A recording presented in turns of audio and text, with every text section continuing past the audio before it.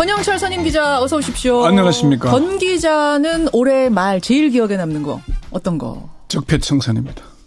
적폐청산이라는 단어 참 많이 썼네요. 촛불 네. 시민혁명 과정에서부터 예. 정권 교체 이후에도 계속되고 있는 최대의 유행어였네요. 진짜 적폐청산이란 말이 한편으로 보면 굉장히 씁쓸하기도 하고 반드시 해내야 되는 일이기도 합니다. 예, 이 말에 이렇게 익숙해질 정도의 사회가 됐는가라는 생각.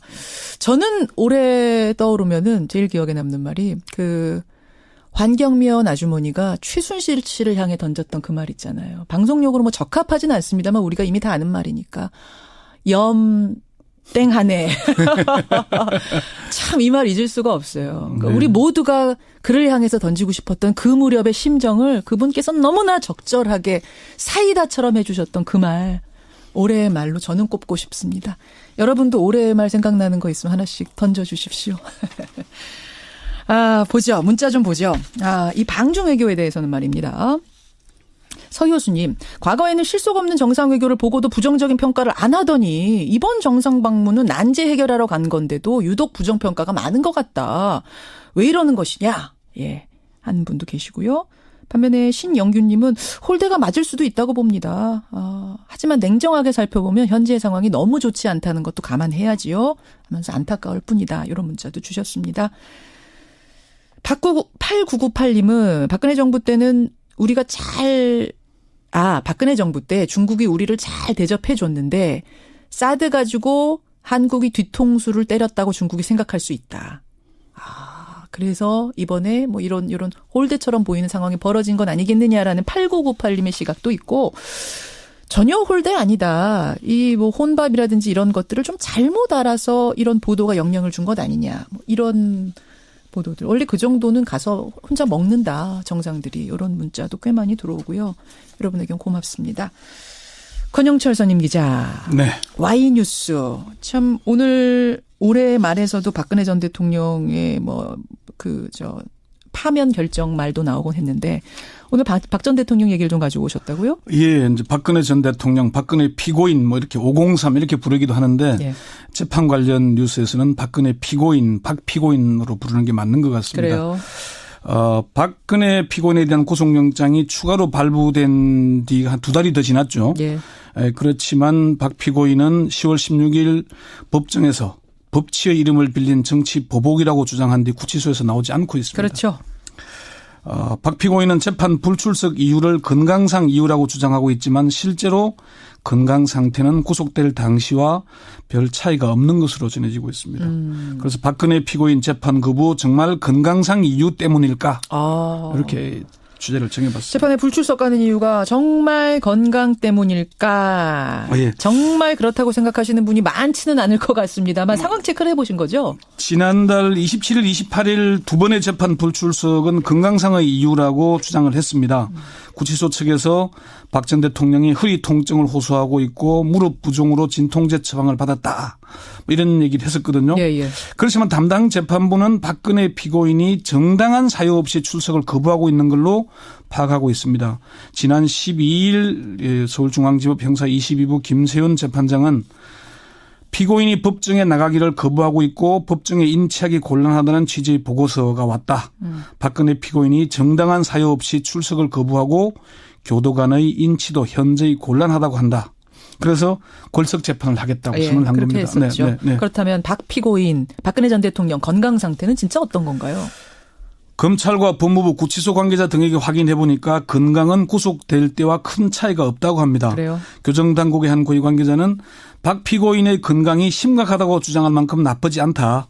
건강은 처음 들어왔을 때와 비슷하고 그동안 병원에 3차례나 나가도 결과는 똑같다. 알겠습니다. 허리 디스크 판정을 받긴 받았었잖아요.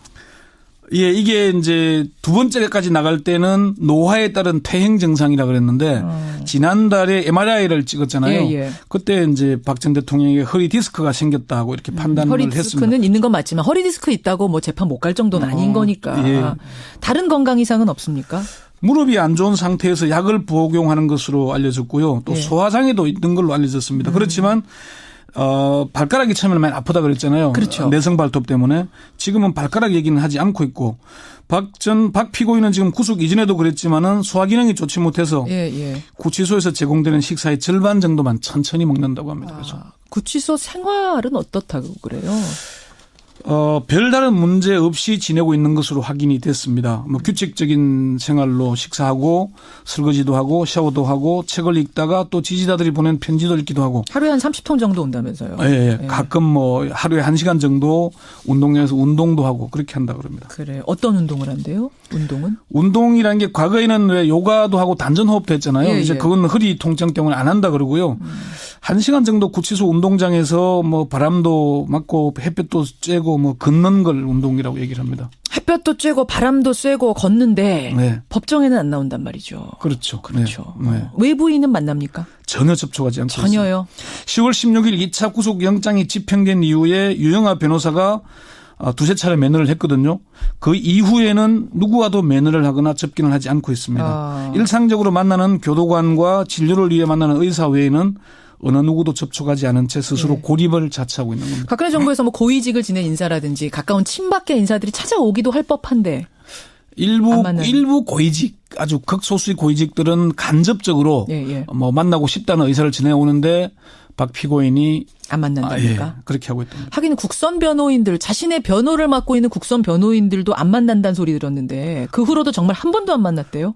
그렇죠. 국선 변호인으로 선임된 뒤에 서너 차례 편지를 보내서 면회를 갈 테니까 만나달라고 했는데 박 피고인은 생각 없다. 그 편지에 대해 답장도 안 하고 교도관들을 통해서 만나지 않겠다는 의사를 전달해달라. 이렇게 하고 있답니다. 그래요. 그 책을 아까 읽는다고 그러셨죠? 책. 그 책은 어떤 책을 읽는다고 합니까? 역사소설을 많이 읽는다고 합니다. 역사소설 중에는 객주, 김주영의 객주도 읽었고 태평양 전쟁도 읽었다고 하고. 그 책은 사실은 누가 넣어줘야지 읽는 건데 그건 누가 넣어주고 있어요? 그동안에는 유영하 변호사가 접견 때마다 이제 바꿔줬고요. 지금은 유 변호사 사무실 직원이 대행하고 있다고 합니다. 사무실 유영하 변호사 측에서 편지 한 30통 오는 건 여전하고. 그렇습니다. 한 8개월이 지났는데 한 3,000통 넘는 편지가 왔다고 하니까 꽤 많이 온 거죠. 다 팬레터예요. 지지자들의 뭐 격려 지지자들이 뭐 그렇다고 하는데 답장은 단 한 통도 하지 않고 있다. 한 통도 하지 않고 특혜를 받고 있다는 주장도 끊임없이 나왔었는데 이 부분은 좀 체크해 보셨습니까?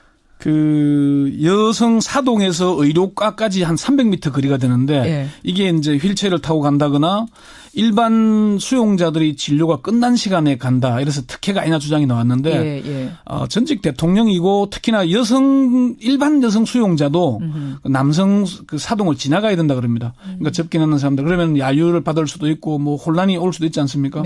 특별 관리하는 차원에서 하는 것이 그게 뭐 도를 지나쳤다고 보기는 좀 그런 것 같고요.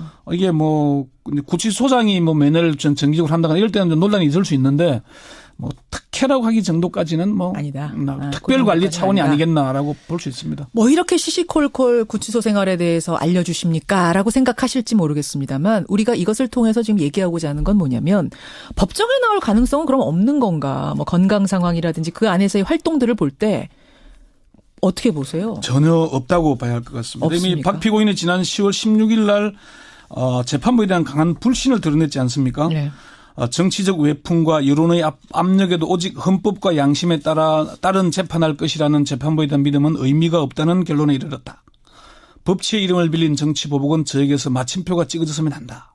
이 얘기는 자신의 불법 행위에 대한 사법적 절차를 정치보복으로 몰았잖아요. 그렇죠. 재판부를 믿지 못하겠다고 주장한 것이니까 그 이후에는 누구도 만나지 않고 있고 계속 안 나올 걸로 보입니다. 결국 이 말은 뭐냐면은 어떤 판결이 내려지든 이것은 믿을 수 없는 사람들이 내린 믿을 수 없는 판결. 나는 받아들일 수 없다는 얘기를 지금 하는 거죠. 온몸으로 보여주는 거죠. 그렇죠. 사실 정치 보복이 되려면요. 누구를 구치소나 정부 당국이 박근혜 피고인을 못 만나게 해야 되는데 스스로 안 만나는 거잖아요. 그렇죠. 그리고 본인이 대통령일 때 이미 구속 물론 파면된 뒤에 구속이 됐지만은 그래 된 거지 않습니까? 누가 정치보복을 했다는 겁니까? 그러게요. 스스로 정치보복을 했는지는 모르겠습니다만은. 지금 스스로란 말씀하셨어요. 그러니까 탄압을 받고 있는 게 아니라 스스로 고립무원을 자초하고 있는 건 아닌가. 저는 지금 오늘의 쭉 말씀 들으면서 그렇게 정리가 되네요. 네, 그렇게 보는 게 맞을 것 같습니다. 지난주 최순실 씨에 대한 재판 보면서 박근혜 전 대통령은 지금 어떻게 생활하고 있는지 권영철 선임 기자와 함께 알아봤습니다. 수고하셨습니다. 네.